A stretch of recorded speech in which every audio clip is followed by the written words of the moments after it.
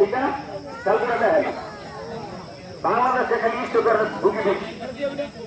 এই যে গরু হয়ে ইষ্টক করায় কে কষাই ওই গোষ্ঠ আমরা খাই, এই জন্য আমরা ঢাকায় বেশি ইষ্টকের রোগী আছে।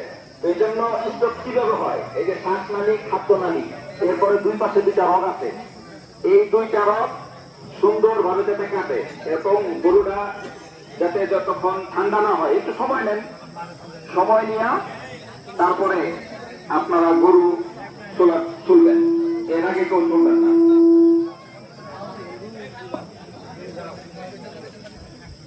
দেন সবাই একটু বেশি করে দেন, যাতে আমার একটা নাম হয় যে হুজুরে কইছে দেয় বেশি বেশি, বুঝলেন না? সবাই তো একটু শোনান চায়, একটু বাড়ায় দেন, সবার জন্য দোয়া করব।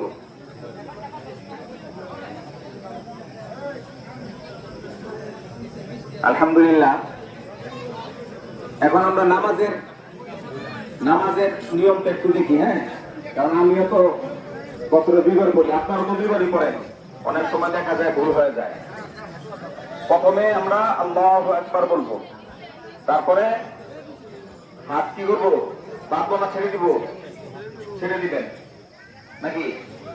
হ্যাঁ, আল্লাহু আকবার, এই যে হাত বাঁধবেন, তারপরে সানা সুবহানাকা আল্লাহুম্মা ওয়া বিহামদিকা ওয়া তাবারাকা ইসমুকা ওয়া তাআলা জাদ্দুকা ওয়া লা ইলাহা গায়রুক। এরপরে আল্লাহু আকবার, আল্লাহু আকবার, তারপরে আল্লাহু আকবার, এরপরে হাত বাঁধবেন।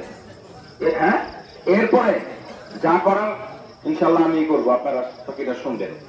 এরপরে যখন দ্বিতীয়বার সূরা কেরাত মিলানোর পরে যখন কেরাত শেষ হয়ে যাবে, আল্লাহু আকবার, হাত ছেড়ে দিবেন, আল্লাহু আকবার, হাত ছেড়ে দিবেন, আল্লাহু আকবার, হাত ছেড়ে দিবেন। কয়বার হলো? 3 বার।